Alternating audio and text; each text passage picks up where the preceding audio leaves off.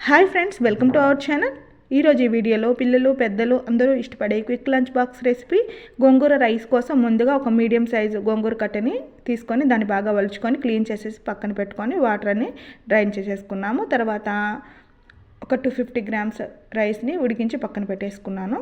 ఇప్పుడు స్టవ్ మీద ప్యాన్ పెట్టేసుకొని అందులో కొంచెం 1 స్పూన్ ఆయిల్ వేసేసుకొని మనం క్లీన్ చేసి పెట్టుకున్న గోంగూరను వేసుకున్నామంటే ఇది 2 గుప్పిళ్ళ గోంగూర వరకు ఉంటుంది.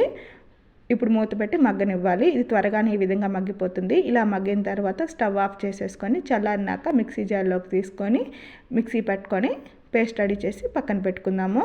దీనికి ఎర్ర గోంగూర అయితే బాగుంటుందండి. ఇప్పుడు కడాయిలో 1 టేబుల్ స్పూన్ ఆయిల్ వేసేసుకొని ఈ ఆయిల్ హీట్ అయిన తర్వాత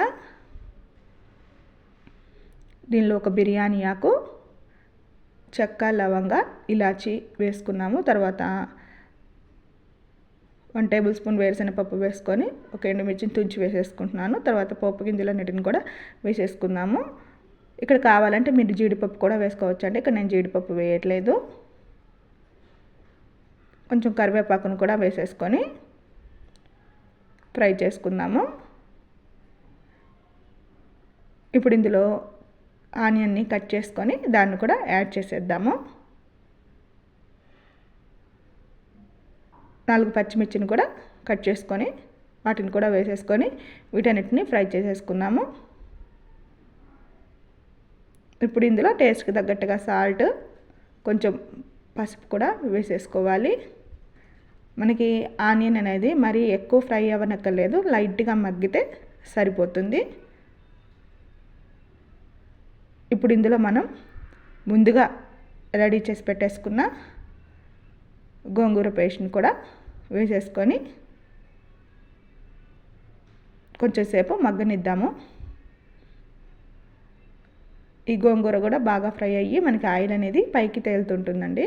అప్పటి వరకు ఫ్రై చేసుకొని తర్వాత ఇందులో కొంచెం కారం వేసుకున్నాము. ఆల్రెడీ పచ్చిమిర్చి వేసేసుకున్నాం కాబట్టి కారం కొంచెమే యాడ్ చేస్తున్నాను. ఒక 1/2 స్పూన్ కారము, 1/2 స్పూన్ ధనియా పౌడర్, 1/2 స్పూన్ గరం మసాలాని వేసేసుకొని వీటన్నిటిని కూడా ఇంకొకసారి బాగా మిక్స్ చేసేసుకొని మనం ముందుగా రెడీ చేసి పెట్టుకున్న రైస్ని కూడా వేసేసుకున్నాము.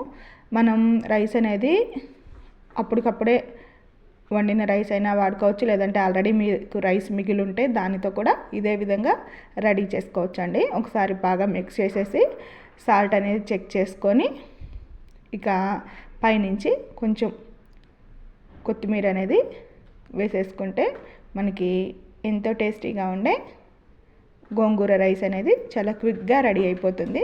చేయడం అనేది చాలా సింపుల్గా చేసేయచ్చండి. టేస్ట్ కూడా చాలా బాగుంటుంది. ఒకసారి మీరు